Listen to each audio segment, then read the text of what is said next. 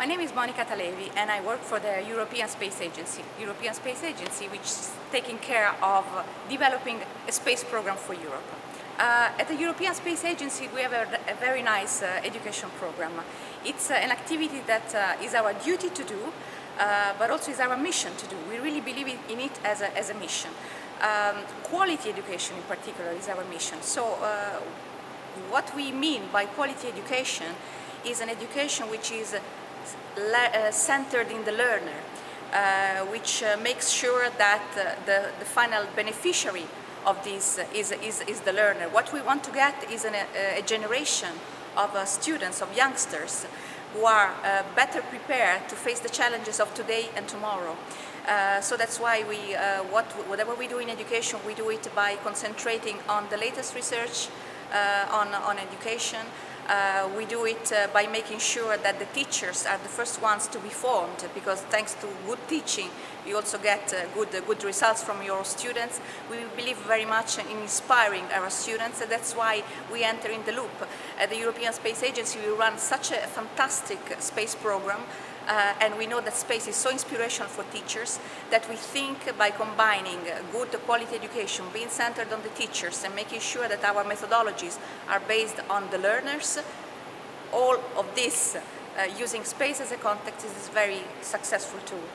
At ESA we have an education program which is really targeting all age groups, starting from the juniors, really preschool age, until university levels. And of course, being so different target ages, we have to run different programs, but we cannot touch all of them with the same kind of programs.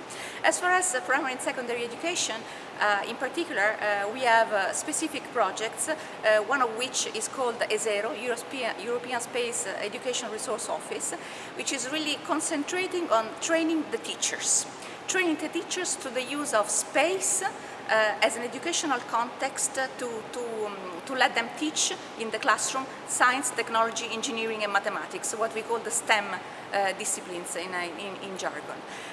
This ESERO concept is based on the fact that because Europe has so many countries with so many educational systems which are different from each other, you cannot really have a recipe that fits them all at once. So what you want to do is to establish, and that's what we did, establish local office, national offices, which are very well embedded in the local educational communities, which have very strong link with the researchers in education and with the ministries of education, in order to propose really teacher training, classroom resources and proposal for classroom activities that can be really fit the national needs, fit the national curricula and be effective tools. In order to create, let's say, informed citizens and also competent people, competent and educated people, of course you need to target all age groups.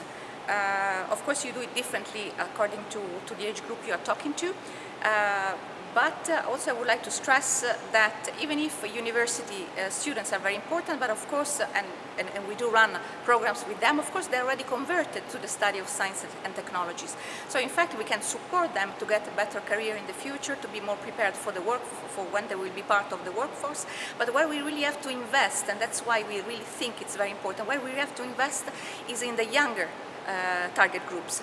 We need to invest when you're young, when it is the time where your concept of science and technologies is formed, where you are going to take decisions about what careers you are going to start in the future. And that's why we think that even if all levels are important, primary and secondary education, especially primary education, is really the target to hit the most.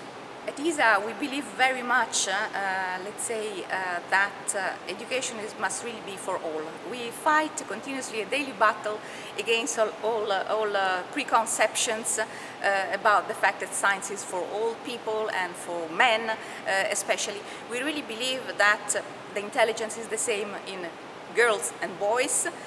They just express themselves in different manners, but we pay a lot of attention to the gender balance question. Our experience is that when you talk to very young children, namely at elementary school, primary school, Actually, the difference between boys and girls is still not formed, and if you hit them at that age, you can easily enthuse them to sciences and to technology in the same manner. It's a little bit later, if you haven't intervened before, where you have to adjust a little bit of preconceptions, and so we really pay attention to that. And for instance, we do extensive use of role models, especially to help girls to be less afraid of sciences and technologies. They usually tend to think they are less capable than boys, even when they are not at all, as their marks actually show it.